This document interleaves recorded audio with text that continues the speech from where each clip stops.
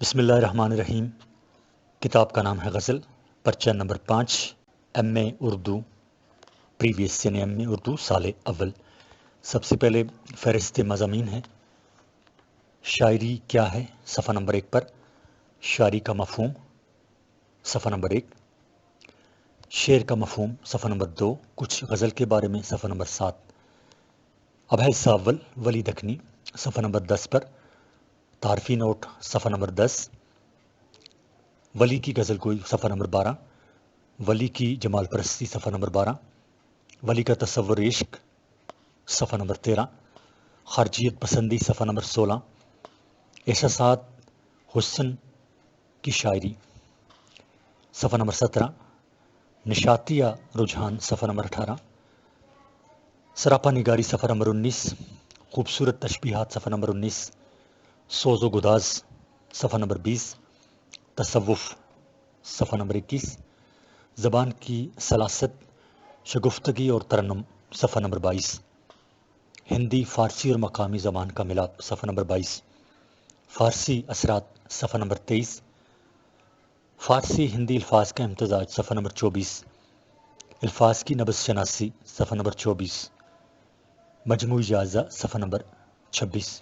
حصہ اول میں ہی آگے ہے میر تقی میر غم کا شاعر صفحہ نمبر 27 پر، تعارفی نوٹ پس منظر صفحہ نمبر 28، میر کا زمانہ اور ماحول صفحہ نمبر 29، میر کے محرکات شاعری صفحہ نمبر 30، میر کے محرکات شعری صفحہ نمبر 30، میر کا تصور غم صفحہ نمبر 30، غم کے نئے مضامین صفحہ نمبر 33، مصائب و علام اور درد و غم صفحہ نمبر 34، دنیا کی بے ثباتی صفحہ نمبر 34، دلی کی بربادی کا غم صفحہ نمبر 34، دل کی بربادی کا غم صفحہ نمبر 35، مجموعی جائزہ صفحہ نمبر 36، میر کا تصور حسن و عشق صفحہ نمبر 36، میر کی شاعری میں فکری اور صوفیانہ عناصر صفحہ نمبر 39، میر کے کلام کی خصوصیات صفحہ نمبر 44، عام لہجہ اور بول چال کا انداز صفحہ نمبر 45،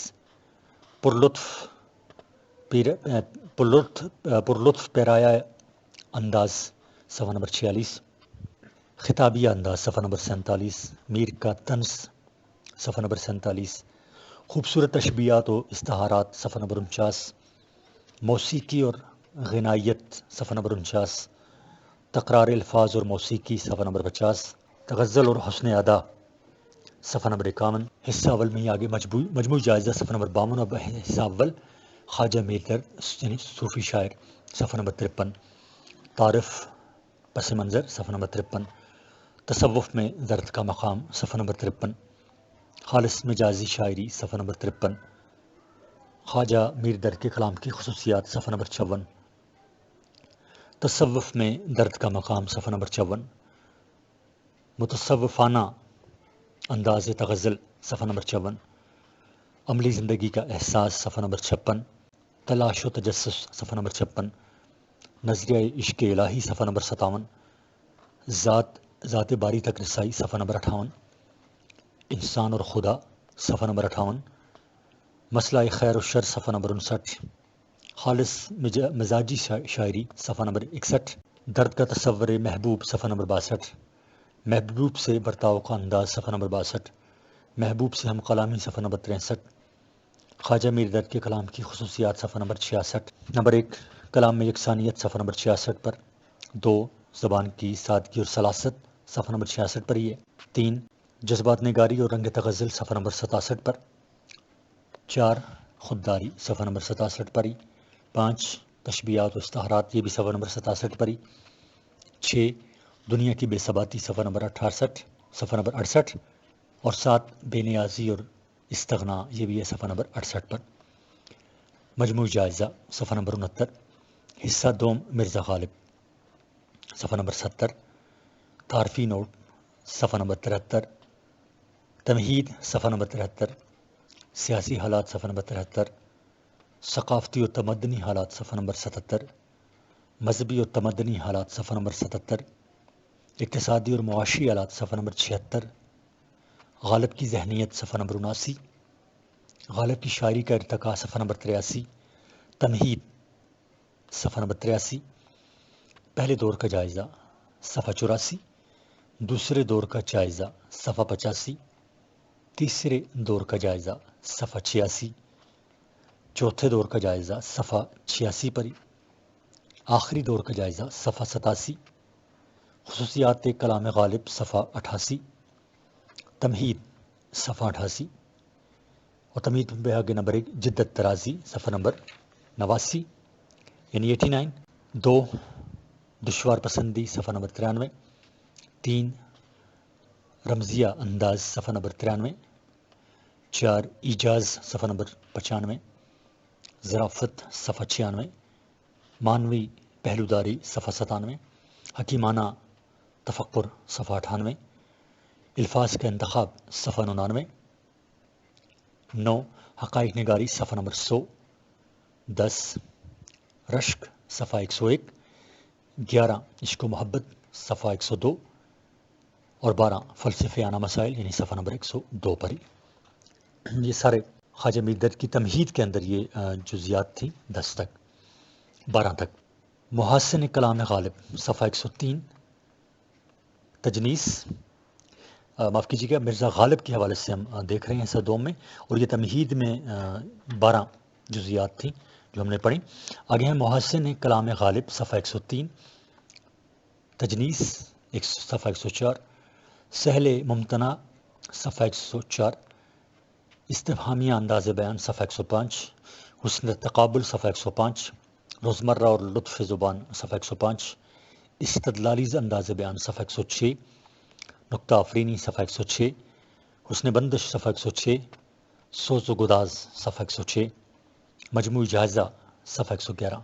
آگے ہے حصہ سوم خواجہ حیدر علی آتش صفحہ 112، تعارفی نوٹ صفحہ 112 پر ہی، آتش کی غزل گوئی صفحہ 113، پس منظر بھی صفحہ 113 پر ہی، سرور و نشاط کی لہریں صفحہ 114، پر امید لہجہ اور رجائیت صفحہ 115، غم کی ہلکی خلش اور کسک یہ بھی صفحہ نمبر 115 پہ، مزاج کی آئینہ داری صفحہ نمبر 116، جذب و مستی کیفیت صفحہ نمبر 116 پہ، زبان و بیان یہ بھی صفحہ نمبر 116 پر ہی، محاورات اور ضرب الامثال صفحہ نمبر 117، ثنائے و بدائے کا استعمال صفحہ نمبر 117، قلبی واردات کا اظہار صفحہ 118، تصوف صفحہ 118، نظریہ شعر صفحہ 120، آتش کا تصور محبوب صفحہ 122، حسن کی تصویر کاری صفحہ 123، کلندرانہ رجحان اور خلوص صفحہ 124،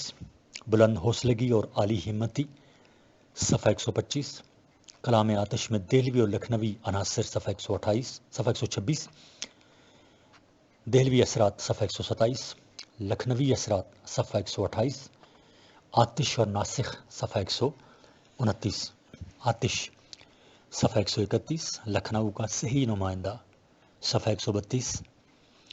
حصہ سوم میں آگے ہے مومن خان مومن صفحہ 135، تعارفی نوٹ صفحہ 135، تعارف و پس منظر صفحہ 135، کلام مومن کی خصوصیات صفحہ 135، مومن کی غزل صفحہ 136، ابتدائی رنگ صفحہ 137، تکرار اور جدت ادا صفحہ 137، تغزل کا رنگ و جذبات نگاری صفحہ 137، سوز و گداز صفحہ 138، معاملہ بندی صفحہ 139، طنز نگاری صفحہ 139، ظرافت اور بذلہ سنجی صفحہ 140، رشک صفحہ 140، خودداری اور بلند ہمتی صفحہ 141، خمریات صفحہ 141، روزمرہ اور محاورہ صفحہ 141 پر ہی، مقطع مومن صفحہ 142، سلاست و نزاکت یہ بھی صفحہ 142 پر ہی، تغزل صفحہ 143، ندات ندرت و اسلوب صفحہ 144، موضوع کی محدودیت صفحہ 145، سیاسی و سماجی شعور صفحہ 146، تربیہ اور نشاتیہ رنگ صفحہ 147، رمز و ایما صفحہ نمبر 148، محسوسات کی شاعری صفحہ 149، فارسی رنگ صفحہ 150، مجموعی جائزہ صفحہ 150، حصہ سوم میں آگے داغ دلوی صفحہ 151، تعارفی نوٹ بھی صفحہ 151 پر، داغ کی شاعری کا پس منظر یہ بھی صفحہ 151 پر، داغ کی شاعری نواب مرزا خان داغ دلوی صفحہ 152، داغ کی شاعری کا پس منظر یہ بھی صفحہ 152 پر، داغ کی شاعری صفحہ 153، حزن و ملال صفحہ 154، احساس کی گہرائی صفحہ 155، عیش و نشاط صفحہ 156، سکون و اعتدال صفحہ 157، عیش و مسرت اور بے فکری صفحہ 157، شوخی و زندہ دلی صفحہ 158، ڈرامائی کیفیات صفحہ 159، دبستان میں دلی کے اثرات صفحہ 160، معاملہ بندی اور پست جذبات صفحہ 161 اور مجموعی جائزہ صفحہ 162 پر، حصہ چہارم حسرت موہانی صفحہ 163، تعارفی نوٹ بھی صفحہ 163 پر، مولانا حسرت کی شاعری صفحہ 164 اور تعارف صفحہ 164 پر ہی، مولانا حسرت کی شاعری صفحہ 164، خصوصیات کلام صفحہ 166 اور خصوصیات کلام میں آگے جو زیات ہیں حسن تغزل صفحہ 166 پر ہی، ندرت ادا صفحہ 167، یہ ان کے کلام کی خصوصیات ہیں، لطافت خیال صفحہ 167، حسن بیان صفحہ 168، سادگی و اثر صفحہ 168، معاملہ بندی صفحہ 169، سیاسی رنگ صفحہ 169، عرفانہ رنگ صفحہ 170، کیف و سوز صفحہ 171، حسرت کی شاعری کا محور صفحہ 171، حسرت کی عشقیہ شاعری صفحہ 171، فلسفہ عشق صفحہ 172، حسرت کا مثالی محبوب صفحہ 173، خاموش خوشی کا سنگم صفحہ 174، زبان کی سادگی اور شستگی صفحہ 175، مجاہدانہ عزم و حوصلہ صفحہ 176، حصہ چہارم ہی میں فراق گورکھپوری صفحہ 177، تعارفی نوٹ صفحہ 177 پر ہی، پس منظر صفحہ 178، فراق گورکھپوری کی غزل گوئی صفحہ 178، محبت کا گہرا جذبہ صفحہ 180، تصور عشق یعنی عشق میں خودداری صفحہ 180 پر ہی، عورت صفحہ 181، چھوٹی بہر کا استعمال صفحہ 182، سہل ممتنع صفحہ 182، آفاقیت اور عارفانہ جھلک صفحہ 182، مجموعی جائزہ صفحہ 183، حصہ چہارم ہی ہے ناصر کاظمی اداس شاعر صفحہ 184، تعارفی نوٹ صفحہ 184، شاعری صفحہ 184، پس منظر صفحہ 185، ہجرت کا تجربہ صفحہ 185، ماضی کا فسانہ صفحہ 188، نرم و نازک خیالات صفحہ 188، واردات قلبی کا بیان صفحہ 188، آدھی رات کا ذکر یا شب بیداری صفحہ نمبر 179 یعنی 189، حوث پرستی اور جنسیت کا عنصر بالکل مفقود ہے صفحہ نمبر 179، تغزل کا رنگ اور جذبات نگاری صفحہ نمبر 179، خمریات کا ذکر صفحہ نمبر 190، فطرت اور بیرونی ماحول کا عکس صفحہ نمبر 190، غم روزگار صفحہ نمبر 191، غم عشق صفحہ 192، تلاش رفتگاں صفحہ 192، آنس و امید صفحہ 193، اداسی اور تنہائی صفحہ 193، تمثال نگاری صفحہ 194، علامتوں کا استعمال صفحہ 194، ناصر کاظمی کی شاعری میں دوسرے شعراء کا رنگ اور اثر صفحہ 195، مجموعی جائزہ صفحہ 196، حصہ چہارم ہی ہے احمد فراز صفحہ نمبر 197 پر، تعارفی نوٹ بھی صفحہ نمبر 197 پر، احمد فراز کی شاعری صفحہ نمبر 197، تعارف صفحہ 197، کلام کی خصوصیات صفحہ 197، احمد فراز کی شاعری صفحہ 198، تصور محبت صفحہ 200، رومانیت صفحہ 200، احمد فراز کی مزاحمتی شاعری صفحہ 202، فراز محبت اور محبوب، فراز محبت اور محبوب صفحہ 204، فراز کی شاعری میں جذبہ حب الوطنی صفحہ 205، سماجی مسائل صفحہ 206، غم جانا اور غم دوراں صفحہ 207، فراز پر الزامات صفحہ 208، جدت پسندی اور انفرادیت صفحہ 209، اسلوب صفحہ 209، ترنم اور موسیقیت صفحہ 212، سادگی و شیرینی صفحہ 212، استعارے و تشبیہات صفحہ 213، کلاسیکیت صفحہ 213، جمالیاتی تجربات صفحہ 213، مجموعی جائزہ صفحہ 215۔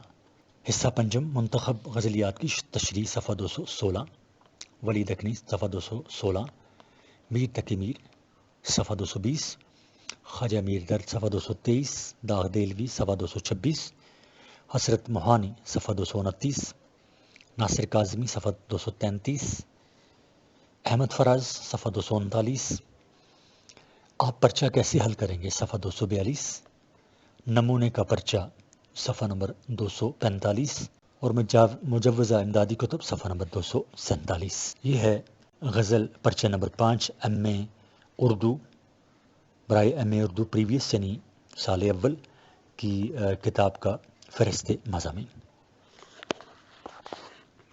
بسم اللہ الرحمن الرحیم۔ صفحہ نمبر 1، اردو غزل۔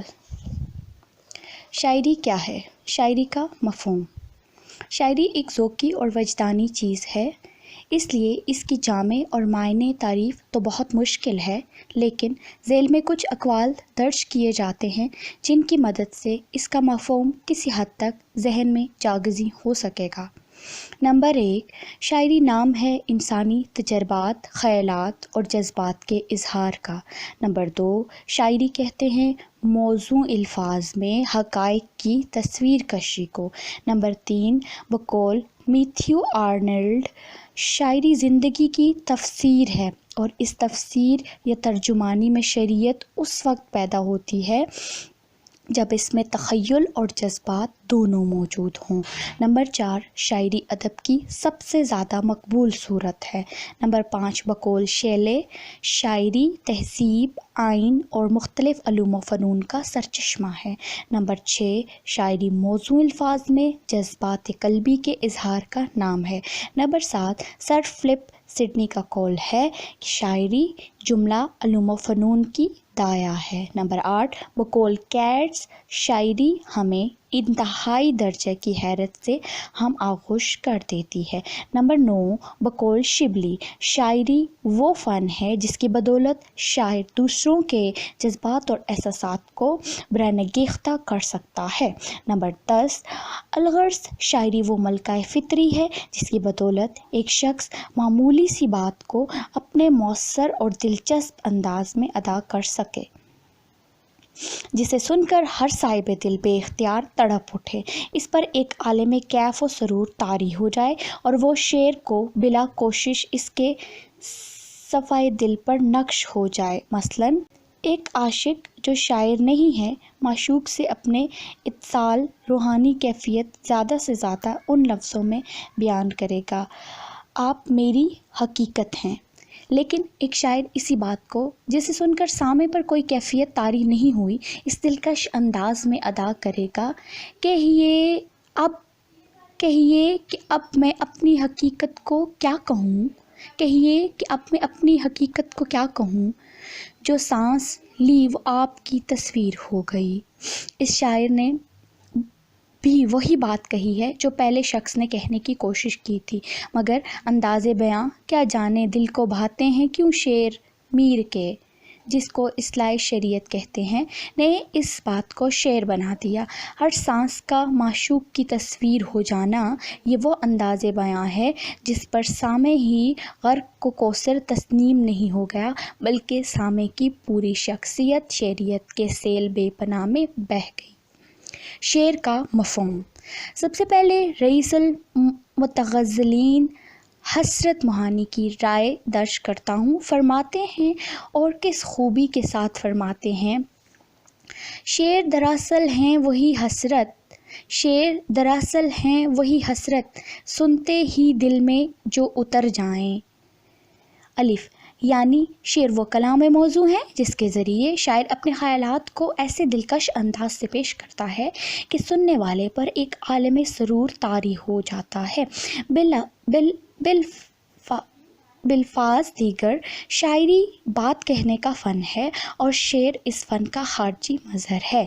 بے شیلے کہتا ہے کہ شعر تخیل کی زبان ہے، یعنی شعر نام ہے قلبی جذبات کو موزوں الفاظ میں بیان کرنے کا۔ جیم شعر وہ ہے جس کو پڑھ کر ہمارے تخیل اور جذبات میں ہی جان پیدا ہو جائے۔ نمبر دال بقول اقبال حق اگر سوزے ندارو حکمت اسد شعر می گردو چوز سوز ازد دل گرفت، یعنی شعر نام ہے کسی سچائی حق بات کو اس انداز سے کہنے کا کہ اس میں کہنے والے کا سوز دل بھی شامل ہو جائے۔ اس سوز دل کو اقبال نے خون جگر سے بھی تعبیر کیا ہے، اور اقبال کی رائے میں یہی جو ہر لطیف آرٹ کی اصل بنیاد ہے۔ معجزہ فن کی ہے خون جگر سے نمود ہے، شعر میں ظہور کا مفہوم پایا جاتا ہے، چنانچہ اقبال کو شاعر اسی لیے کہتے ہیں کہ وہ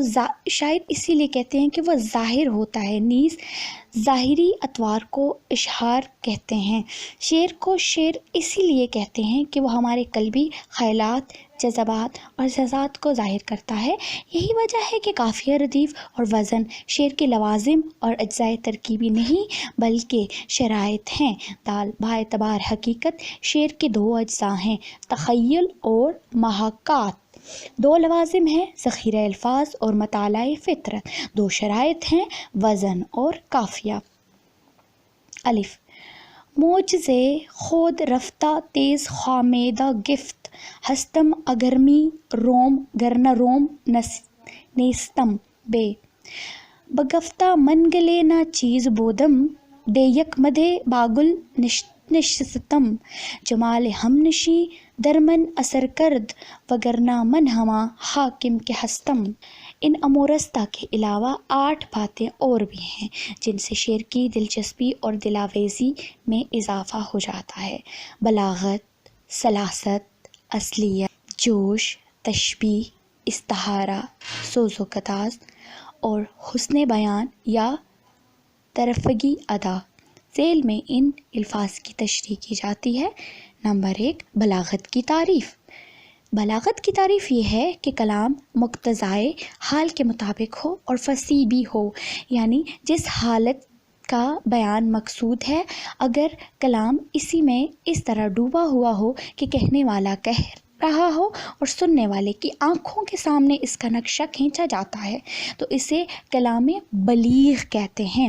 بالفاظ دیگر مضمون ایسا دلاویز ہو کہ دوسروں کے دل پر بھی وہی اثر ڈالے جو مقرر یا مصنف شاعر کا منشا ہے، اور جو کیفیت متکلم کے دل پر گزر رہی ہے وہی سامع کے دل پر بھی طاری ہو جائے۔ نمبر 2 سلاست سے مراد یہ ہے کہ الفاظ وہ ہوں جو روزمرہ استعمال ہوتے ہوں۔ محاورہ ہو تو ایسا ہو کہ جو سب کی زبانوں پر جاری ہو۔ استعارہ یا تشبیہ ایسی ہو کہ سامع کا ذہن فوراً اس طرف منتقل ہو جائے۔ غالب نے اس شعر میں اسی طرح دیکھا تقریر کی لذت کہ جو اس نے کہا میں نے یہ جانا کہ گویا یہ بھی میرے دل میں ہے۔ نمبر 3 اصلیت سے مراد ہے کہ جس چیز کا بیان ہو وہ واقعہ کے اعتبار سے یا شاعر کے اندیہ میں یا مخاطب کے عقیدہ میں ویسی ہی ہو جیسا کہ الفاظ سے ظاہر کر رہے ہیں۔ اگر ایسا نہ ہو تو کلام بے اثر ہو جائے گا۔ نمبر 4 جوش کا مطلب یہ ہے کہ جوش کا مطلب یہ ہے کہ شعر سن کر یہ اثر مرتب ہو کہ خود مضمون نے شاعر کو اس کے اظہار پر مضطر کر دیا ہے، یعنی اس نے کاوش کر کے مضمون پیدا نہیں کیا بلکہ خود مضمون نے اس کو شعر کہنے پر مجبور کر دیا۔ نمبر 5 تشبیہ کہتے ہیں کسی خاص لحاظ سے ایک شے کو کسی دوسری شے جیسا ظاہر کرنا۔ تشبیہ ایک قسم کی تصویر ہے جس سے مشابہ کا اثر بڑھ جاتا ہے اور سامع کو حظ حاصل ہوتا ہے۔ مثلاً شام سے کچھ بجھا سا رہتا ہے دل ہے گویا چراغ مفلس کا۔ نمبر 6 استعارہ۔ استعارہ کے لغوی معنی تو کسی شے کو بطور رعایت طلب کرنا ہے، لیکن فن بیان کی اصطلاح میں استعارہ وہ لفظ ہے جو غیر وضعی معنوں میں مستعمل ہو اور حقیقی اور مجازی معنی میں تشبیہ کا علاقہ ہو۔ مثلاً ابھی اس راہ سے کوئی گیا ہے، کہہ دیتی ہے شوخی نقش پا کی۔ نمبر 7 سوز و گداز۔ سوز و گداز چونکہ یہ وصف سراپا ذوقی و وجدانی ہے، اس لیے لفظوں کے ذریعے سے اس کی توضیح بہت مشکل ہے۔ بس یوں سمجھ لیجئے کہ جس طرح چمن میں دیداور بڑی مشکل سے پیدا ہوتا ہے، اسی طرح کلام میں سوز و گداز بھی وہ نعمت ہے جو کسی خوش نصیب ہی کو حاصل ہوتی ہے۔ اس کے لیے دل گدیختہ شرط اولین یہ ہے کہ اس کے علاوہ زبان اور بیان پر قدرت بھی لازم ہے۔ چند مثالیں لکھتا ہوں، یعنی یقین ہے ان کو پڑھ کر سوز و گداز کا مفہوم ذہن نشین ہو جائے گا۔ وہ اور پاس خاطر اہل وفا کرے، امید تو نہیں ہے خدا مگر ہاں خدا کرے۔ وہ اور پاس خاطر اہل وفا کرے، امید تو نہیں ہے مگر ہاں خدا کرے۔ درد کچھ معلوم ہے یہ لوگ سب کس طرح سے آئے تھے کدھر چلے۔ ہمارے آگے تو عجب کسوں نے نام لیا، دل ستم زدہ کو ہم نے تھام لیا۔ یاد اس کی اتنی خوب نہیں میر باز آ، ناداں پھر وہ چی سے بلایا نہ جائے گا۔ نمبر 8 حسن بیاں۔ اس کو انداز بیاں بھی کہتے ہیں اور اس کی مثالیں اوپر گزر چکی ہیں۔ شعر حسن کے شدید احساس سے وجود میں آتا ہے، بالفاظ دیگر وہ شاعر کے اندرونی جذبات کا اظہار ہوتا ہے۔ اس کی تاثیر کا انحصار لفظوں کے برمحل استعمال پر موقوف ہے اور اس کی روح رمز و کنایہ میں پوشیدہ ہوتی ہے۔ خوش طرح باشت کر سرے دل براں، گفتہ آید در حدیث دیگراں ہے۔ شعر کی خوبی کا معیار نہ اسلوب میں ہے نہ موضوع میں بلکہ شعریت میں ہے۔ شعریت وہ حسن کا کلام ہے جس کی بدولت ذہن سامع کو لطف و سرور حاصل ہوتا ہے، یعنی شعر میں جذبات کی ایسی شدت ہو اور ایسی والہانہ کیفیت ہو اور ایسا چونکا دینے والا اسلوب ہو کہ خیالات کی ایک دنیا سامنے آ جائے اور سننے والا محو حیرت ہو کر دیکھتا رہ جائے۔ اس وصف خاص کو بعض ارباب فن معنویت اور نشتریت سے بھی تعبیر کرتے ہیں۔ اس کی بنا پر شعر اور شاعر دونوں کی عظمت دل میں جاگزیں ہو جاتی ہے، بلکہ انسان اس کے اعتراف پر مجبور ہو جاتا ہے۔ غالب نے اسی معنویت اور شعریت کو چیز دیگر برائے شاعری سے تعبیر کیا ہے، جس کی بدولت سامع پر وجدان کا عالم طاری ہو جاتا ہے۔ مشف منکر کے دو اشعار این قوم، برائے شاعری چیزیں ادگر ہست۔ جس شعر میں شعریت اور معنویت اپنے کمال پر پہنچ جاتی ہے وہ شعر جادو بن جاتا ہے۔ مثلاً اس کو بھولے تو ہوئے ہو فانی، کیا کرو گے وہ اگر یاد آیا۔ اب تو گھبرا کے یہ کہتے ہیں کہ مر جائیں گے، مر کے بھی چین نہ پایا تو کدھر جائیں گے۔ تو میرے پاس ہوتے ہو گویا جب کوئی دوسرا نہیں ہوتا۔ صفحہ نمبر 7 کچھ غزل کے بارے میں۔ غزل ناقدین شعر سخن کی اکثریت نے آج تک غزل کی تعریف کے سلسلے میں جن خیالات کا اظہار کیا ہے، اس کے مطابق غزل کا معنی ہے عورتوں سے باتیں کرنا یا عورتوں کی باتیں کرنا۔ اس سلسلے میں ایک دلچسپ تعریف یہ بھی بیان کی جاتی ہے کہ غزال ہرن شکاری کے تیر یا شکاری کے ہاتھوں زخمی ہو کر مایوسی کے عالم میں جو دردناک آواز نکالتا ہے وہ غزل ہے۔ غزل کا لفظ عربی زبان کا ایک مصدر ہے جس کا معنی کاتنا ہے، اسی سے مغزل ماخوذ ہے جو چرخے یا تکلے کو کہتے ہیں۔ ادب کی بعض اصطلاحات مثلاً شعر یا نظم کے معنی بھی قابل غور ہیں۔ شعر کا معنی گوندنا اور نظم کا مطلب پرونا ہے۔ اس اعتبار سے غزل، شعر اور نظم ایسے الفاظ ہیں جو ایک خاص قسم کے ضبط، ترتیب اور سلیقے کا اظہار کرتے ہیں۔ ان تعریفوں کے پس منظر میں جو حقائق یا مسلمات آشکار ہوتے ہیں، ان سے معلوم ہوتا ہے کہ غزل کی زبان، اس کا لہجہ اور انداز بیاں اسی طرح شائستہ، نرم اور لطیف ہوتا ہے جس طرح ایک مہذب معاشرے میں عورتوں سے گفتگو کے وقت ملحوظ رکھنا ضروری ہے۔ غزل کے استعارات، تشبیہات، کنایات، علامات وغیرہ دنیائے حسن و عشق سے حاصل کیے جائیں تاکہ بیان میں لطافت اور دلبری قائم رہے۔ مجموعی طور پر غزل میں سوز و گداز اس کا ایک لازمہ ہے۔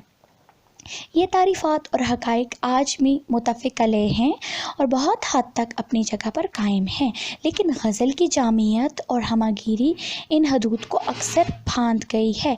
تاہم اس نے اپنے مزاج کو ہاتھ سے نہیں جانے دیا۔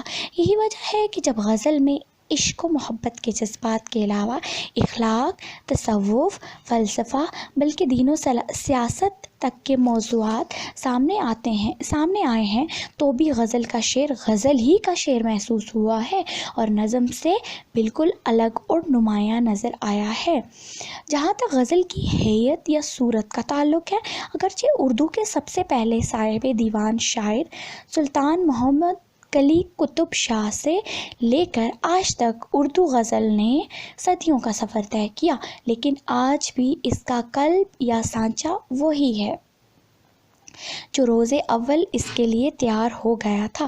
البتہ معنوی طور پر غزل بہت حد تک بدل سکتی ہے اور وہ بدل چکی ہے۔ اس طرح اس نے اپنے دامن کو بہت زیادہ کشادہ کر لیا ہے۔ ایک زمانہ تھا کہ غالب جیسے عظیم اور منفرد شاعر کو غزل کی تنگ دامانی کی شکایت تھی اور اس نے کہا تھا کہ بقدر ذوق نہیں ظرف تنگ نائے غزل، بقدر ذوق نہیں ظرف تنگ نائے غزل، سفینہ چاہیے اس بحر بے کراں کے لیے۔ آج یہ زمانہ ہے کہ غزل میں ہر قسم کے افکار و خیالات اور مشاہدات اور تجربات کو سمونے اور سمانے کی گنجائش موجود ہے۔ یہ گنجائش اور کشادہ دامانی بجا، لیکن جہاں غزل کا مزاج نظر انداز کر دیا جائے وہاں یہ چیز 6 غیر مانوس صورتیں ضرورت پیدا کر دیتی ہے۔ آج یہ زمانہ ہے کہ غزل میں ہر قسم کی افکار و خیالات اور مشاہدات و تجربات کو سمونے اور سمانے کی گنجائش موجود ہے۔ یہ گنجائش اور کشادہ دامانی بجا، لیکن جہاں غزل کا مزاج نظر انداز کر دیا جائے وہاں یہ چیز 6 غیر مانوس صورتیں ضرورت پیدا کر دیتی ہے۔ غزل آج ایک بالکل جدا اور الگ صنف سخن کا درجہ حاصل کر چکی ہے، لیکن ایک زمانہ تھا کہ قصیدے کا ایک حصہ تھی۔ اس رائے یا خیال کو اس سے بھی تقویت ملتی ہے کہ قصیدے اور غزل دونوں کا مزاج اور ہیئت ایک سی ہے۔ قصیدے کا پہلا شعر بالکل غزل کی طرح ہوتا ہے، دونوں مصروں میں قافیے اور ردیف کا اہتمام، اور غزل غیر مردوف اور ہو تو دونوں مصروں میں قافیوں کا اہتمام پھر بھی ضرور ہو۔ غزل کے اس پہلے شعر کو مطلع کہا جاتا ہے اور غزل کے آخری شعر کو جس میں شاعر عام طور پر اپنا تخلص استعمال کرتا ہے اسے مقطع کہتے ہیں۔ باقی اشعار میں قصیدہ اور غزل آپس میں بالکل ملتے جلتے ہیں۔ یہ الگ بات ہے کہ غزل کا ہر شعر جداگانہ مطلب کا حامل ہوتا ہے اور قصیدے میں حسنوار، مداح، تخلص یا گریز طلب، دعائیہ، مذمت وغیرہ ہوتے ہیں۔ جس طرح قصیدے کے اشعار کی تعداد مقرر نہیں، اسی طرح غزل کے اشعار کی تعداد بھی کوئی پابندی نہیں۔ البتہ غزل کے اشعار کی تعداد قصیدے کے مقابلے میں کافی کم ہے۔ اس کے باوجود غزل کے اشعار 5 سے لے کر 150 تک بھی دیکھے گئے ہیں۔ غزل کا بہترین دور میر اور غالب کا دور تھا۔ اس دور میں اور بھی بہت سے ممتاز غزل کو پیدا ہوئے حال کا زمانہ آیا تو غزل کا مزاج ہی بدل گیا۔ اس مزاج کے زیر نظر اقبال کی غزل بالکل مختلف نظر آئی۔ ہاں، البتہ غزل ایک ایسی صنف سخن ہے جو مرمر کر جی اٹھتی ہے۔ اس نے اقبال کے بعد بھی آج تک بے شمار غزل کو پیدا کیے۔ نامور غزل گو شعراء میں میر تقی میر، مرزا محمد رفیع سودا، خواجہ میر درد، غلام حمدانی مصفی، خواجہ حیدر علی آتش، میر انشاء اللہ خان انشا، مرزا اسد اللہ خان غالب، شیخ محمد ابراہیم ذوق، حکیم مومن خان مومن، الطاف حسین حالی، حسرت موہان، اصغر گونڈوی، جگر مراد آبادی اور اقبال۔ ان کے بعد متعدد غزل کو شعراء کے نام قابل ذکر ہیں۔ صفحہ نمبر 10، حصہ اول، ولی دکنی۔ تعارفی نوٹ: پیدائش 1668 اورنگ آباد دکن، اصل نام ولی محمد، تخلص ولی، وفات 1714 احمد آباد۔ اردو شاعر کا بابا آدم بقول محمد حسین آزاد ولی دکنی ہے۔ جمال دوست شاعر بقول ڈاکٹر سید عبداللہ ولی دکنی ہے۔ اردو کا چاثر کسی شاعر کو کہا جائے تو وہ ولی دکنی ہیں۔ ولی دکنی نے کل 456 غزلیں لکھی۔ ولی دکنی نے کل 62 رباعیاں لکھی، کل 2 مثنویاں لکھی، کل 6 قصائد لکھے۔ اردو کا پہلا اسلوب پرست شاعر ولی دکنی ہے۔ ولی کی غزل کوئی: ولی کی جمال پرستی، ولی کا تصور عشق، خارجیت پسندی، احساس حسن کی شاعری، نشاط یا رجحان، سراپا نگاری، خوبصورت تشبیہات، سوز و گداز، تصوف، زبان کی سلاست، شگفتگی اور ترنم، ہندی، فارسی اور مقامی زبانوں کا ملاپ، ماوراتی اثرات، فارسی ہندی الفاظ کا امتزاج، الفاظ کی نبض شناسی، مجموعی جائزہ۔ ولی کی نظم گوئی، غزل گوئی: ولی کو اردو کا سب سے پہلے باقاعدہ غزل گو تسلیم کیا جاتا ہے، البتہ اول نے قدیم رنگ میں شاعر کا آغاز کیا تھا، مگر اپنے سفر دہلی کے دوران شاہ سعد اللہ گلشن کے مشورے پر ریختہ گوئی کی ابتدا کی اور اسی میں اپنی عظمت اور انفرادیت کا ثبوت دیا۔ یہیں سے ان کی شاعری میں ایک نئے باب کا آغاز ہوا ہے۔ ان کی غزل گوئی کے جائزے کے بعد ان کی شاعری کی درج ذیل نمایاں خصوصیات کا تعین کیا جا سکتا ہے۔ ولی کی جمال پرستی: ولی کے تغزل میں بنیادی چیز حسن اور حسن سے ان کا والہانہ لگاؤ ہے۔ اس بنا پر ڈاکٹر سید عبداللہ نے انہیں جمال پرست شاعر کہا ہے۔ ان کے غزل کا زیادہ حصہ مشاہدہ محسوسات کی شاعری پر مشتمل ہے۔ جس حسین شے پر ان کی نظر پڑتی ہے، جس چیز کو انہوں نے باغور دیکھا اور محسوس کیا، اسے اپنی غزل کا موضوع بنا لیا۔ لیکن ہم دیکھتے ہیں کہ یہ تجربات اور مشاہدات بہت زیادہ وسیع، متنوع اور ہمہ گیر نہیں ہیں۔ ولی نے خود کو محض حسن کے مشاہدہ تک ہی محدود رکھا، اور یہی سبب ہے کہ ان کی شاعری کا بیشتر حصہ حسن اور حسن کے بیانات پر مبنی ہے۔ البتہ ان کے حسن پرستی میں بو الہوسی اور حسنہ کی کا شائبہ تک نظر نہیں آتا۔ انہوں نے حسن کو بے شمار زاویوں سے دیکھا اور ان گنت نقطۂ ہائے نظر سے پرکھا۔ یہی سبب ہے کہ ان کی غزلوں میں حسن کے ان گنت روپ بھی بے نقاب دکھائی دیتے ہیں۔ ولی چونکہ حسن پرست اور جمال دوست ہیں، اور یہ حسن و جمال کوئی مقید شے نہیں بلکہ اس عالم موجودات میں ہر سو بکھرا پڑا ہے، ہر پیکر اور ہر مظہر میں مل سکتا ہے۔ اسی لیے ڈاکٹر سید عبداللہ نے ولی کے متعلق کیا کہا ہے کہ وہ بھنورے کی طرح ہر پھول کے شیدائی اور پروانے کی طرح ہر شمع کے متوالے تھے۔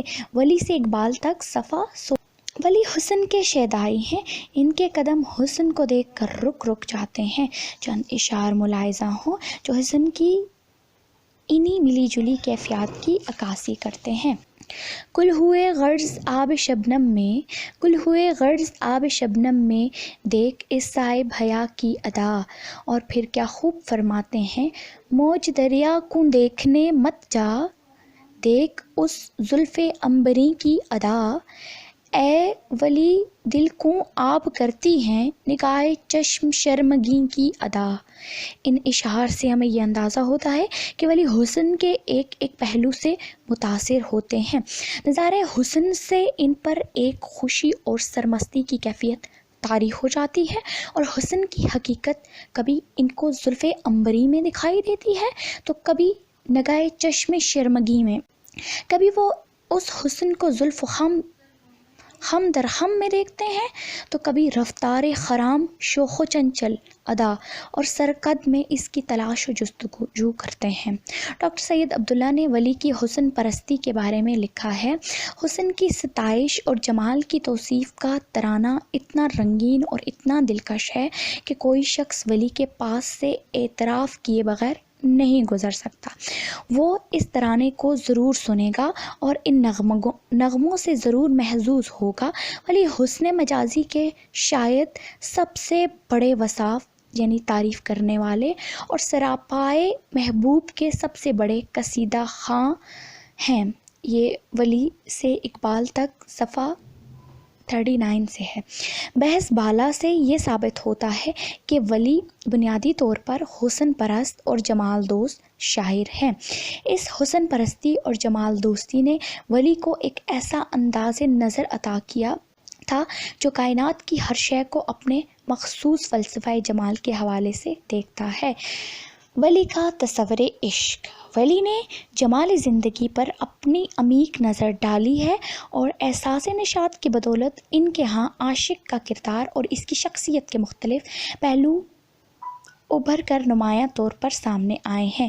ولی کے ہاں عاشق بہت فعال ہے کہ جس کو زندگی کی مسرتوں اور خوشیوں کا احساس ہے، جو زندگی سے ایک خاص تعلق جوڑنا چاہتا ہے، اور نشاط زندگی کی کلیوں سے اپنا دامن بھر لینا اس کا نصب العین ہے۔ محبوب کے ساتھ اس کا تعلق روایتی نہیں بلکہ خصوصیت اور جدت کا حامل ہے۔ وہ محبوب کے ساتھ زیادہ قلبی تعلق نہیں جوڑتا، اس کے ہاں داخلی کیفیات کی ترجمانی بہت کم ہے۔ وہ تو صرف محبوب کے ظاہری حسن پر فدا ہے، اس کے سر و قد کا دلدادہ اور نرگسی آنکھوں کا متوالا ہے، جامِ چشم غزالی کے خمار سے سرمست و بے خود ہے۔ وہ محبوب کو باغ میں بلاتا ہے، گلگشت چمن اور سیر و کوہ سیرا کی دعوت دیتا ہے۔ نکل اے دل برا گر سوں کے وقت بے حجابی ہے، نکل اے دل برا گر سوں کے وقت بے حجابی ہے، چمن میں چل بہارے نسترن ہے ماہتابی ہے۔ جو ہی محبوب مست خرام گلشن کا رخ کرتا ہے، عاشق بیتاب اور بے چین ہو جاتا ہے اور چمن کی سیر کا مشتاق نظر آتا ہے۔ ہوا ہے سیر کا مشتاق بے تابی سمن میرا، ہوا ہے سیر کا مشتاق بے تابی سمن میرا، چمن میں آج آیا ہے مگر گل پیرہن میرا۔ ولی کے ہاں عاشق کی شدید ترین خواہش محبوب کا وصل ہے۔ وہ اپنے پیارے سے تمام تکلفات مٹا کر، تمام حجابات ختم کر کے وصل کی نشاط انگیز لمحات سے ملحوظ ہونا چاہتا ہے۔ تیرے وصل میں اس قدر ہے نشاط، تیرے وصل میں اس قدر ہے نشاط کہ محفل کوں آئے ہیں راحت سوں خواب۔ یہ عاشق خود بھی کسی طرح کے تکلف کو روا نہیں رکھتا اور محبوب سے بھی یہ توقع رکھتا ہے کہ وہ بھی عام حجابات اور تکلفات کو بالائے طاق رکھ کر اس سے ملے۔ ناز مت کر تجھے ادا کی قسم، ناز مت کر تجھے ادا کی قسم، بے تکلف ہو مل خدا کی قسم۔ عام طور پر غزل کے روایتی عاشق کو بہرحال صابر و شاکر دکھایا گیا ہے۔ محبوب خواہ لاکھ ظلم و ستم ڈھائے، اسے نگاہ التفات سے محروم رکھے اور اپنے جلوہ حسن سے بھی فیضیاب نہ کرے، یہ سب روا ہے۔ عاشق کو کسی بھی طرح لب کھولنے اور فریاد کرنے کا کوئی حق نہیں۔ اس روایت کے برعکس ہمیں ولی کے ہاں عاشق کے یہ اطوار نظر نہیں آتے، بلکہ اس سے متضاد کیفیت نظر آتی ہے۔ عاشق خود بہت کم کوچہ یار کی جانب جاتا ہے اور چاہتا ہے کہ موہن پیارا خود ہی اس سے ملاقات کے لیے آئے۔ اگر موہن کرم سوں مجھ طرف آئے تو کیا ہووے، ادا سے اس قد نازک کو دکھلاوے تو کیا ہووے، مجھے اس شوق کے ملنے کا داہم شوق ہے دل میں، اگر یک بار مجھ سوں آ کے مل جاوے تو کیا ہووے۔ بقول ڈاکٹر عبادت بریلوی، ولی کے تغزل میں عاشق کے کم حیثیت ہونے کا تصور نہیں ملتا، وہ تو عاشق کو ایک جاندار، باعمل اور زندگی سے بھرپور شخصیت بنا کر پیش کرتا ہے۔ ولی تحقیقی و تنقیدی مطالعہ صفحہ 108 109 سے یہ اقتباس لیا گیا ہے۔ یہاں تک کہ بحث سے یہ بات ثابت ہوتی ہے کہ ولی کے ہاں عشق کا تصور حقیقی نہیں بلکہ مجازی نوعیت کا ہے، اس کے ہاں حقیقی و مجازی تخصیص بے معنی ہے، بلکہ اس کے نزدیک تمام تر اہمیت صرف عشق کو حاصل ہے۔ فرماتے ہیں، شغل بہتر ہے عشق بازی کا، شغل بہتر ہے عشق بازی کا، کیا حقیقی کیا مجازی کا۔ اس ضمن میں ڈاکٹر سید عبداللہ رقم طراز ہیں۔ حسن و عشق کے موضوع پر بھی ولی کو ہم ظاہر پرست دیکھتے ہیں۔ ولی کا عشق دل سے زیادہ آنکھوں سے متعلق ہے۔ ان کے کلام میں وہ قلبی جذبات جو لازمہ عشق ہیں کم سے کم ہیں، اور جہاں کہیں ان کا شائبہ ہے بھی ان میں گہرائی نہیں۔ ولی سے اقبال تک صفحہ 12 سے یہ اقتباس ہے۔ لیکن سطور بالا کے برعکس اگر ہم دیوان ولی کا بغور مطالعہ کریں تو ہمیں ان کے کلام میں عشق حقیقی کے عناصر بھی ملیں گے، جیسے عشق میں لازم ہے اول ذات کو فانی کریں، عشق میں لازم ہے اول ذات کو فانی کریں، ہو فنا فی اللہ تاہم یاد یزدانی کریں۔ عشق مجازی سے متعلق صوفیاء کا عمومی عقیدہ یہ ہے کہ المجاز کن ذراع الحقیقت، یعنی مجاز حقیقت کی سیڑھی ہے۔ ولی نے بھی اس عمومی حقیقت سے اقتباس کیا۔ ان کے نزدیک بھی عشق مجازی سے عشق حقیقی کا حصول متبرک اصول ہے۔ خارجیت پسندی، ولی کے فن میں خارجیت اور بیانیہ انداز کی فراوانی ہے۔ حالانکہ غزل داخلی صنف سخن ہے جو جذبات اور احساسات سے عبارت ہے، مگر کلیات ولی کے سرسری مطالعہ سے یہ واضح ہو جاتا ہے کہ انہوں نے ظاہری اور خارجی بیان پر زور دیا ہے۔ ان کے ہاں محبوب کے خارجی حسن کا بیان بڑی عمدگی اور فصاحت سے موجود ہے۔ اس کے سراپا کی ولی نے مبالغہ کی حد تک تعریف کی ہے، لیکن اس کی ظاہری چال ڈھال، قد، رنگ و روپ، لب و رخسار، چشم و ابر اور مژگان سب کے بیان میں خوب خامہ فرسائی کی ہے۔ جبھی تو ڈاکٹر سید عبداللہ رائے زن ہیں کہ ان کے کلام میں قلبی جذبات جو لازمہ عشق ہیں کم سے کم ہیں، اور جہاں کہیں ان کا شائبہ ہے بھی ان میں گہرائی نہیں۔ ولی سے اقبال تک صفحہ 16 کا یہ اقتباس ہے۔ یہ خارجیت ولی کے ہاں ماحول کے اثر کی بدولت پیدا ہوئی۔ اس زمانے میں دکن اور گجرات کے ادبی ماحول میں مثنوی کی صنف پروان چڑھ رہی تھی۔ ولی سے قبل دکنی شاعری میں مثنوی گوئی کار رجحان عام تھا۔ ولی نے بھی اسی ماحول میں آنکھ کھولی اور اسی فضا میں پروان چڑھے۔ اس لیے ولی کی خارجیت پسندی میں مثنوی نگار کی اس مخصوص فضا کو بہت دخل ہے۔ ڈاکٹر عبادت بریلوی بھی اس بات کی تائید ان الفاظ میں کرتے ہیں کہ ان کے تغزل میں جو خارجیت پسندی ہے وہ مثنوی نگار کی اس مخصوص فضا ہی کا نتیجہ ہے۔ اسی خارجیت پسندی نے انہیں جمال پرست بنایا ہے اور ان کی غزل میں حسیاتی شاعری کی شان پیدا کی ہے۔ ان کے یہاں غزل میں حسن کی تفصیل اور جزیات کا جو بیان ہے، اس کے پیچھے بھی مثنوی کی اسی فضا کا ہاتھ ہے۔ ولی تحقیقی و تنقیدی مطالعہ صفحہ 84-85 سے یہ اقتباس سے بالا لیا گیا ہے۔ ولی بنیادی طور پر حواس کے شاعر ہیں۔ ان کے کلام میں جو خارجیت پسندی اور بیانیہ انداز کی فراوانی ملتی ہے، اسی نے ان کے ہاں حسیاتی شاعری کو جنم دیا ہے۔ ان کے کلام میں فلسفیانہ رنگ و آہنگ، سوچ بچار اور داخلی عناصر کی جھلکیاں کم ہیں۔ اس کیفیت کی عکاسی انہوں نے نہیں کی۔ ان کے ہاں تو بس خارجی انداز نظر پایا جاتا ہے۔ ان کے ہاں تجربات اور مشاہدات کی نوعیت ذہنی اور فکری ہونے کے بجائے حسیاتی ہے۔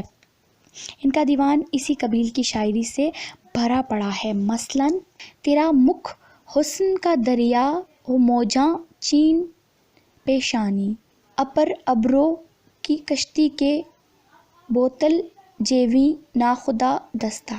حاصل الکلام یہ ہے کہ ولی کی اس خارجیت پسندی کا سبب یہ ہے کہ فن و ادب کی جو روایت دکن میں پروان چڑھی، اس میں مثنوی نگار کی صنف عمومیت کی حامل تھی اور مثنوی کا مزاج خارجیت پسند تھا۔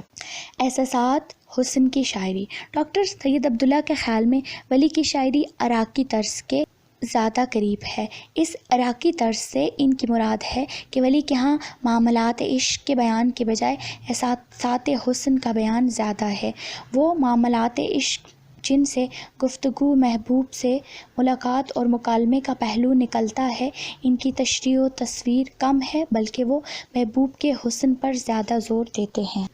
تیرا لب دیکھ ہیواں یاد آوے، تیرا مکھ دیکھ کنہاں یاد آوے، تیرے دو نین دیکھوں جب نظر بھر، مجھے تب نرگساں یاد آوے، تیری زلفاں کی طولانی کو دیکھے، مجھے لیل رمستاں یاد آوے، تیرے مکھ کے چمن کو دیکھنے کو، مجھے فردوس رضواں یاد آوے۔ ان تمام اشعار میں حسن اور اجزائے حسن کا بیان ہے، مگر اس بیان حسن میں ایک رجحان بے حد نمایاں ہے، وہ ہے فطرت کی مشابہتوں سے بہت کام لیتے ہیں۔ یہ رنگ بھی خاص طور پر عراقی طرز سخن میں ہے اور بہت شوق ہے۔ ولی کی طرز میں بھی حسن انسانی کی شرح و تفسیر کے لیے کائنات کے دوسرے اجزائے جمال سے بے حد کام لیا گیا ہے۔ اس سے یہ بات بھی معلوم ہوتی ہے کہ ولی نیچر کے حسن میں کس قدر دلچسپی رکھتے ہیں اور انہوں نے کتنی گہری نظر سے حسن فطر کا مطالعہ کیا ہے۔ ڈاکٹر عبادت بریلوی ولی کو حواس کا شاعر قرار دیتے ہیں۔ ان کے خیال میں ولی کے ہاں جمال پرستی کا یہ احساس دکن اور مغل تہذیبوں کی آمیزش کا نتیجہ ہے۔ ولی کے ہاں چونکہ ان دونوں تہذیبوں کے اثرات بڑے رچاؤ کے ساتھ محسوس ہوتے ہیں، اس لیے ولی کا احساس حسن ان دونوں تہذیبوں کا مرہون منت ہے۔ حسن دوستی اور حسن پرستی دونوں کی قدر مشترک ہے۔ ولی بھی غیر شعوری طور پر ان سے متاثر دکھائی دیتے ہیں، اس لیے ولی حسن اور احساس حسن کے بیان میں مختلف پیرایہ ہائے بیان کرتے ہیں۔ خود بھی اس بیان حسن سے لذت محسوس کرتے ہیں اور پڑھنے والے کے احساس جمال کی تسکین بھی۔ نشاتیہ رجحان۔ ولی کے اس تصور حسن کے بارے میں ڈاکٹر عبداللہ بریلوی لکھتے ہیں، ان کی حسن پرستی میں نشاتیہ رجحان کی جھلک نظر آتی ہے، لیکن یہ نشاتیہ رجحان کبھی بھی حد سے متجاوز نہیں ہوتا اور بہر صورت اپنی حدود میں رہتا ہے۔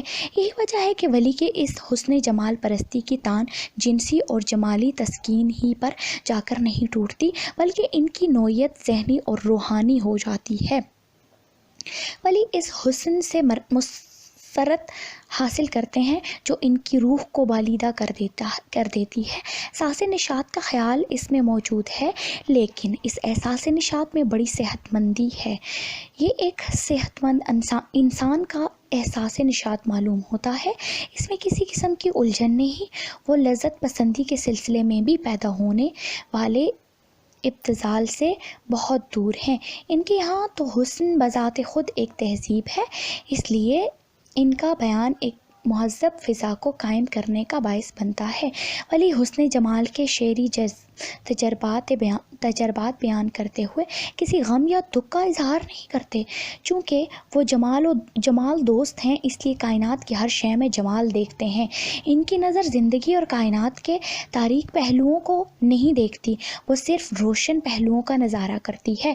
جہاں خوشی، امید اور مسرت کی سدا بہار چھاؤں ہے، حسن سے مایوس ہو کر آہیں بھی نہیں بھرتے، اس لیے کہ وہ با مراد عاشق ہیں اور محبوب کے حسن کا دیدار انہیں حاصل ہے۔ ان کی شاعری میں زندگی اور کائنات کا حسن بھی نظر آتا ہے۔ ولی حسن کے حوالے سے ایسی فضا قائم کرتے ہیں جہاں ہر طرف پھول ہی پھول ہیں، وسیع سبزہ زار ہے، شفاف اور ٹھنڈا پانی ہے، پرندے چہچہا رہے ہیں، چاندنی کھلی ہوئی ہے، دور تک میدان اور وادیاں چاندنی میں نہائی ہوئی ہیں، پوری کائنات مسکراتی معلوم ہوتی ہے، جیسے فطرت کا تمام تر حسن ولی کے بیان میں سمٹ آیا ہے۔ ان اشعار کو سنیے جن میں ولی زندگی کے خوبصورت مظاہرے کا ذکر کرتے ہیں۔ نہ جاؤں صحن گلشن میں کہ خوش آتا نہیں مجھ کو، نہ جاؤں صحن گلشن میں کہ خوش آتا نہیں مجھ کو، بغیر از ماہ رو ہرگز تماشا ماہتابی کا۔ نکل اے دل برا گھر سوں کہ وقت بے حجابی ہے، چمن میں چل بہار نسترن ہے، ماہتابی ہے۔ سراپا نگاری۔ ولی نے اپنی شاعری میں جس محبوب کی تخلیق کی ہے وہ اس سے پہلے اور شاید بعد میں بھی اردو شاعری میں نہیں ملتا۔ ولی نے واقعیت اور تخیل کی مدد سے اپنے محبوب کے حسن کی مدح سرائی اور قصیدہ خوانی کی ہے۔ ان کے اشعار سے محبوب کے سراپا کی خوبصورت تصویریں بنتی ہیں، اسی لیے ولی کو اردو کا سب سے بڑا سراپا نگار شاعر جانا جاتا ہے۔ مندرجہ اشعار دیکھیں اور محبوب کے مختلف اعضائے جسمانی کی کتنی خوبصورتی کے ساتھ بیان کرتے ہیں۔ وہ ناز نین ادا ہیں، اعجاز ہے سراپا، خوب میں گل رخسانسوں ممتاز ہے سراپا، جو ہے تیرے دہن میں رنگ خوبی، کہاں ہے رنگ یہ خوبی کلی میں۔ خوبصورت تشبیہات۔ تشبیہ حسن کلام کا زیور اور شاعری کی جان خیال کی جاتی ہے۔ جب کسی نہایت ہی نازک اور لطیف چیز یا حالت کے بیان میں الفاظ ساتھ نہیں دے سکتے تو شاعر اس موقع پر تشبیہ سے کام لیتا ہے۔ اس موقع پر یہ بات انتہائی ضروری ہے کہ تشبیہ میں ندرت، جدت اور حسن ہو۔ ولی کی تشبیہات کے استعمال کے معاملہ میں اجتہاد کا درجہ حاصل ہے۔ ان کی شاعری کا نمایاں وصف ان کی خوبصورت تشبیہیں ہیں جو اپنے صحیح مواقع پر انگوٹھی میں نگینے کی مانند خوبصورتی کے ساتھ جڑی ہوئی محسوس ہوتی ہیں۔ ڈاکٹر سید عبداللہ اس سلسلے میں لکھتے ہیں کہ ولی کے سلسلے میں بادعویٰ شاید غلط نہ ہوگا کہ ان کے کلام میں حسن اور لطف کا ایک بڑا ذریعہ ان کی تشبیہات ہیں، یا یوں کہنا چاہیے کہ ان کے طریقے تشبیہ کے بعض مخصوص رجحانات ہیں جن سے ان کے کلام سے پوشیدہ اسرار کا پتہ چلتا ہے، اور ان کی روح اور ذہن کی بعض مرغوب اور محبوب تمناؤں کا اظہار ہوتا ہے، جو بہرحال ان کے تجربات اور ان کے اظہار کے تابع اور ان کے ہم آہنگ بھی ہیں۔ وہ اس حسن اور خوبی سے تشبیہ دیتا ہے کہ گویا حسن تخیل کا نقشہ کھینچ رہا ہے۔ ولی کے کلام میں تشبیہ کی ایک دنیا آباد ہے۔ چند مثالیں دیکھیں۔ مسند گل منزل شبنم ہوئی، دیکھ رتبہ دیدہ بیدار کا، ولی اس گوہر کا کان حیا کے کیا کہوں خوبی، میرے گھر اس طرح آتا ہے جیون سینے میں راز آوے،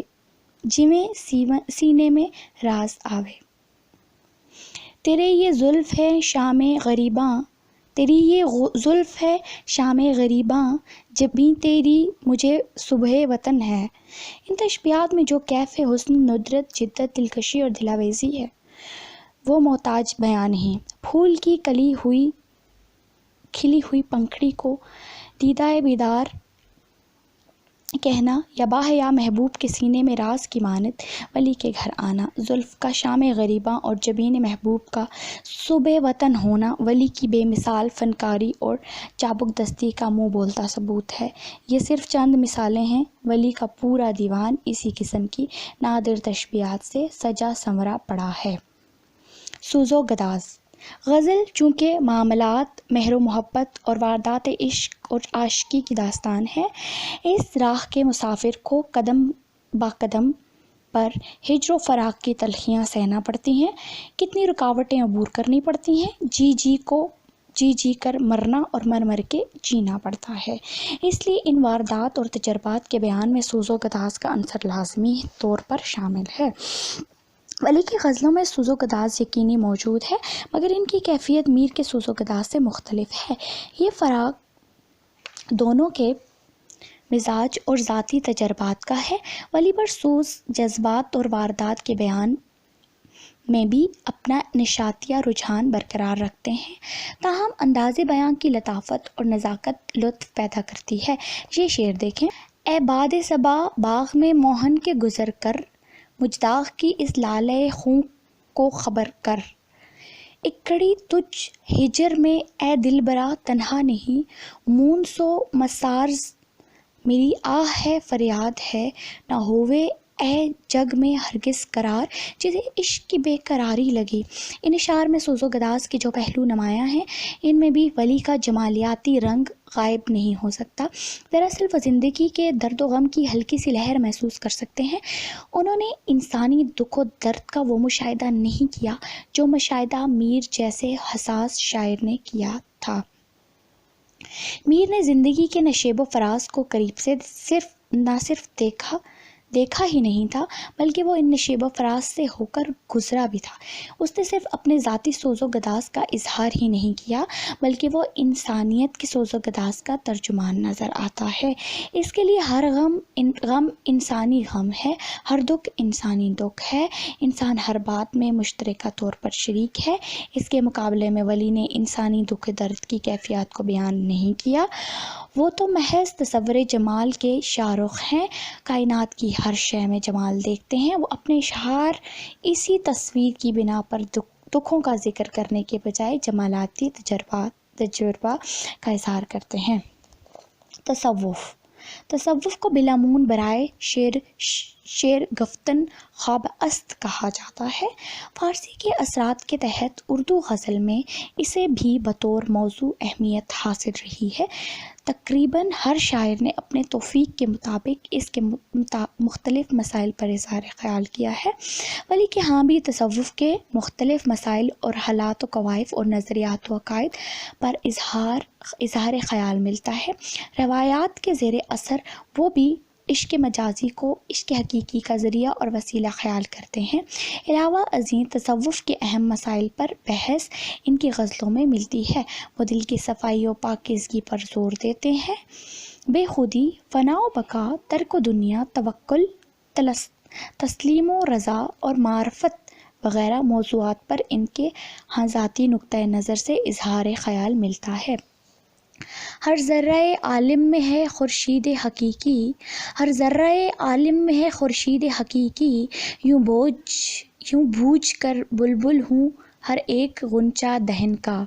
زبان کی سلاست، شگفتگی اور ترنم۔ ولی ایک ذہین شاعر تھے جنہوں نے مروجہ اظہار کے سانچوں کے جائزے کے بعد اپنی شعری بصیرت کی مدد سے اس بات کو محسوس کر لیا تھا کہ اس وقت مروجہ زبان اعلیٰ شاعرانہ خیالات کے اظہار کے قابل نہیں، چنانچہ انہوں نے خود زبان کے سانچوں کو مرتب کیا۔ ولی کی زبان ان سے پہلے کے غزل گو شاعروں سے قطعی مختلف محسوس ہوتی ہے۔ ان کی شاعری پڑھتے ہوئے ان کی تبدیلی کا نمایاں احساس ہوتا ہے۔ یہ بات مقامی ہندی اور فارسی الفاظ کا ایک خوبصورت آمیزہ ہے۔ فنی اعتبار سے یہ زبان بڑی کامیاب ہے۔ تینوں زبانوں کے آپس میں ہم آہنگ اور مربوط الفاظ صوتی اعتبار سے بڑے ہی بھلے محسوس ہوتے ہیں۔ اس طرح ان کی زبان میں سلاست اور شگفتگی کا عنصر نمایاں ہوتا ہے۔ شاعری کے بہاؤ کو تیز کرنے اور ترنم کی لہروں کو بلند کرنے کے لیے ولی چھوٹی اور لمبی بحروں کو استعمال کرتے ہیں اور غنایت تو موسیقی کا وہ جادو جگاتے ہیں کہ ان کی فنکاری پر ایمان لانا ہی پڑتا ہے۔ دود آتش کیا ہے، سرما چشم، داغ دل دیدہ سمندر ہے۔ ہندی، فارسی اور مقامی زبان کا ملاپ۔ ولی نے ہندی، فارسی اور مقامی زبانوں کے ملاپ سے زبان کی تشکیل کی ہے۔ یہ زبان فنی اعتبار سے بڑی کامیاب ہے۔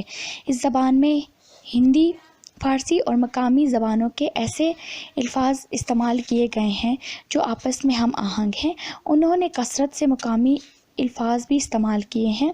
یہ مقامی الفاظ ایسے نہیں ہیں کہ جو سمجھ نہ آ سکیں۔ یہ الفاظ آسانی سے سمجھ آ جاتے ہیں اور اس کے ساتھ ساتھ فارسی اور ہندی کے الفاظ سے مکمل طور پر ہم آہنگی رکھتے ہیں۔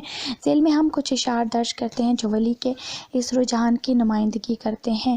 جگ میں دوجا نہیں ہے خوبرو تجھ سار کا، جگ میں دوجا نہیں ہے خوبرو تجھ سار کا، چاند کو ہے آسمان پہ رش تجھ رخسار کا، تجھ مکھ کی پرستش میں گئی عمر، تجھ مکھ کی پرستش میں گئی عمر میری ساری، اے بت کی پجن ہاری ٹک اس کو پجاتی جا، تجھ گھر کی طرف سندر آتا ہے ولی دائم، مشتاق در سے ہے ٹک درس دکھاتی جا۔ ان اشعار سے اس بات کا واضح احساس ہوتا ہے کہ ولی کے ہاں ہندی الفاظ، مقامی الفاظ اور ہندی بحروں کے باوجود غزل کا مزاج، ان کا اپنا رنگ اور مخصوص ڈھانچہ برقرار رہتا ہے۔ مقامی الفاظ حد سے بڑھ کر معنویت کا مسئلہ پیدا نہیں کرتے، بلکہ محسوس ہوتا ہے کہ یہ الفاظ اردو ہی کے ہیں۔ فارسی اثرات۔ کلام ولی میں فارسی اثرات بھی نمایاں طور پر ظاہر ہیں، بلکہ بعض جگہوں پر تو فارسی اثرات کا غلبہ محسوس ہوتا ہے۔ ولی کی فنکاری قابل داد ہے۔ انہوں نے ان الفاظ کو بڑی ہی فنکارانہ انداز میں استعمال کیا ہے، بلکہ ان الفاظ کو اردو کے بنیادی مزاج سے پوری طرح ہم آہنگ کرنے کی بھرپور کوشش کی ہے۔ یہ غزل دیکھیں۔ ہوا ہے دل میرا مشتاق تجھ چشم شرابی کا، خرابا کی اپر آیا شاید دن خرابی کا، کیا مدہوش مجھ دل کو نیندی نیند ساقی نے، عجب رکھتا ہے کیفیت زمانہ نیم خوابی کا، خط شبرنگ رکھتا ہے عداوت حسن خوباں سے، کہ جیون خفاش ہے دشمن شعاع آفتابی کا۔ ان اشعار کو بغور دیکھیں۔ فارسی کے الفاظ، تراکیب، تشبیہات، استعارے کس فنکارانہ خوبی کے ساتھ کلام کے حصہ بن گئے ہیں۔ کہیں بھی اجنبیت اور بیگانگیت کا احساس نہیں ہوتا، بلکہ یوں لگتا ہے کہ یہ الفاظ بجائے خود اردو کے ہیں۔ یہ ولی کا لسانی شعور ہے کہ جس نے اردو کے لیے ایک معیاری شعری زبان کے سانچے بنائے، اس کے خطوط اس طرح نمایاں کر دیے کہ زبان تکمیل کی طرح تیزی سے بڑھنے لگی۔ یہ بات اسی لیے ممکن ہوئی کہ ولی الفاظ و تراکیب کے استعمال کا سلیقہ جانتے تھے۔ یہی سلیقہ ان کی شعری پیکر تراشتا ہے۔ فارسی ہندی الفاظ کا امتزاج۔ ولی کے لسانی شعور کے سلسلہ میں ہم اب اس کے تیسرے رخ کا جائزہ لیتے ہیں، اور یہ ہے فارسی اور ہندی الفاظ کے امتزاج کا مسئلہ۔ حقیقت میں یہی ولی کا کارنامہ ہے جس کی بدولت وہ زندہ جاوید شاعر بن گئے۔ اس کارنامہ خاص کے انجام دینے میں ولی کی لسانی بصیرت قابل داد ہے، اور ان کے ذوق اور الفاظ کی سلیقہ مندی کا اعتراف کرنا پڑتا ہے۔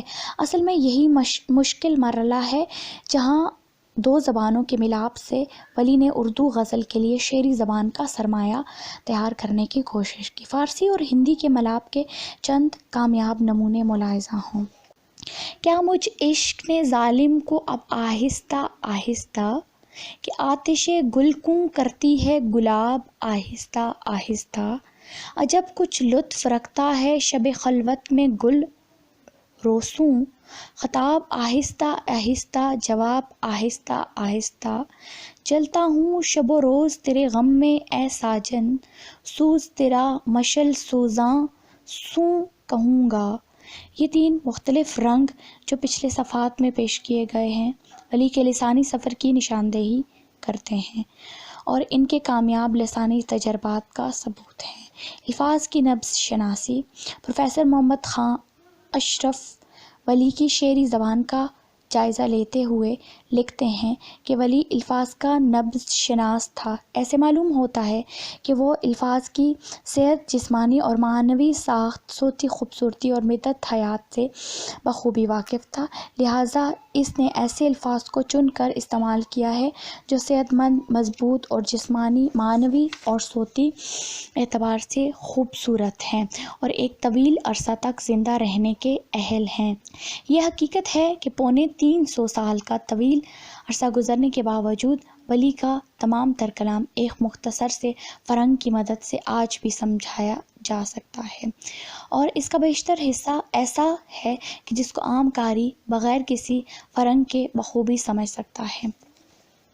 ولی کو الفاظ کی قدر و قیمت کا بھی پورا احساس ہے۔ وہ ان کے معانی اور ان کی پہلداری پر خاص نظر رکھتا ہے۔ ان کا خاص اثر یہ ہے کہ ولی کے ہاں صنعتوں کا استعمال بہت زیادہ ہے۔ صنعت اہام اور تجنیس کا استعمال اس کے ہاں نہایت اکثریت سے ہے۔ اس کے علاوہ اس کی تشبیہ و استعارے اسماء کے جسمانی خصائص سے زیادہ الفاظ کے معنی اور باطنی پہلو پر مشتمل ہوتے ہیں، اور یہ انداز ان کی ترکیبوں کی ساخت اور اس کے انداز بیاں پر حاوی ہے۔ اے ولی دل کو اب کرتی ہے نگ چشم سرمگی کی ادا، ڈھیلے ڈھالے اور اکھڑے اکھڑے الفاظ اس کے انتخاب میں آتے ہی نہیں۔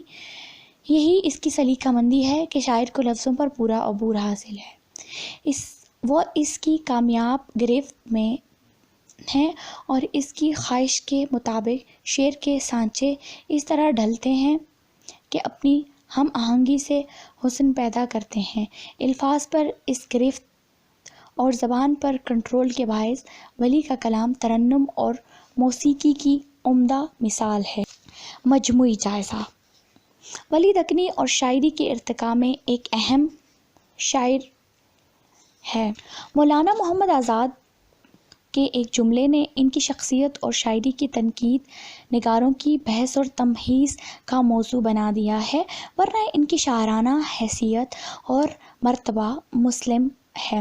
آزاد نے ولی کو اردو شاعری کا بابائے آدم قرار دے کر انہیں متنازع بنا دیا ہے اور خاصی دیر تک یہ بحث کا موضوع رہا ہے ولی اردو شاعری کا بابائے آدم ہے یا نہیں، لیکن اب تک کی تحقیقات سے یہ بات ثابت ہوتی ہے کہ اردو شاعری ولی سے ہی بہت پہلے شروع ہو چکی تھی، تاہم ولی کا شمار اردو شاعری کے اولین ماہماروں میں ہوتا ہے۔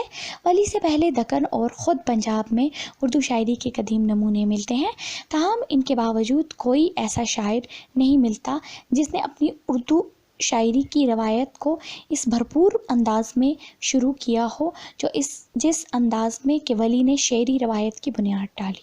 ولی دکنی دور اگرچہ موضوعات شاعری کے اعتبار سے مثنوی کا دور کہلاتا ہے تاہم اس دور میں بعض غزل کو شعراء بھی ملتے ہیں، بلکہ ڈاکٹر وحید قریشی فرماتے ہیں ولی سے پہلے کم از کم غزل کے 2 دور گزر چکے تھے۔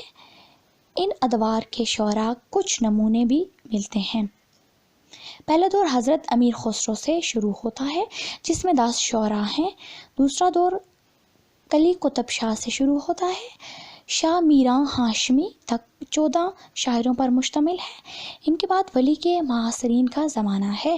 یہ بات مسلمہ ہے کہ ولی سے پہلے غزل کی صنف موجود تو تھی، مگر اس کا رنگ و آہنگ غزل کے مخصوص رنگ و آہنگ سے مختلف تھا، وہ غزل کے مزاج سے کوئی مناسبت نہ رکھتی تھی، ان میں تغزل کی وہ چاشنی مفقود تھی جو بعد میں اردو غزل کا طرِ امتیاز قرار پائی۔